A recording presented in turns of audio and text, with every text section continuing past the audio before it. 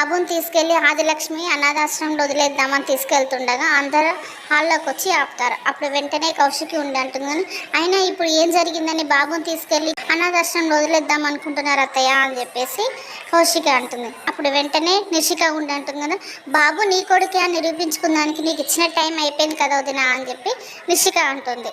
అప్పుడు కేదార్ ఉండి అంటాడు కదా, అత్తయ్య మాకు ఒక 2 రోజులు టైం ఇవ్వండి అని చెప్పేసి కేదార్ వాళ్ళ అత్తగారిని అడుగుతారు. అప్పుడు వెంటనే వాళ్ళ అత్తగారు ఉన్నట్టు కదా, వారం రోజులు టైం ఇస్తేనే మీరు ఏం చేయలేకపోయారు, ఈ 2 రోజులలో ఏం చేస్తారు అని చెప్పేసి నిషిక వాళ్ళ అత్తగారు అంటుంది.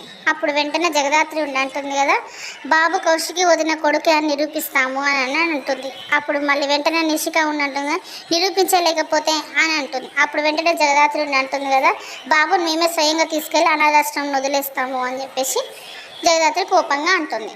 అప్పుడు వెంటనే సురేష్ నన్ను ఏం మాట్లాడుతున్నావు జగదాత్రి అని చెప్పేసి తను అంటాడు.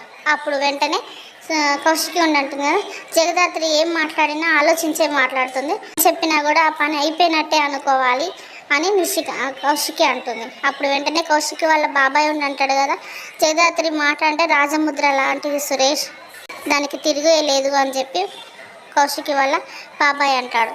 అప్పుడు వెంటనే నిషిక ఉండి అంటుంది కదా, దాన్ని ఓవర్ కాన్ఫిడెన్స్ అంటారు మామయ్య అని మళ్ళీ జగదాత్రిని చూసుకుంటూ అంటుందిగా, దీనికి ఇంత సీన్ లేదు అని చెప్పేసి అంటుంది.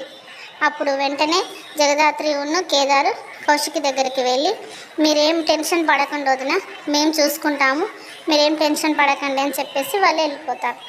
అసలు ఏం జరుగుతుందో నెక్స్ట్ ఎపిసోడ్లో చూద్దాం.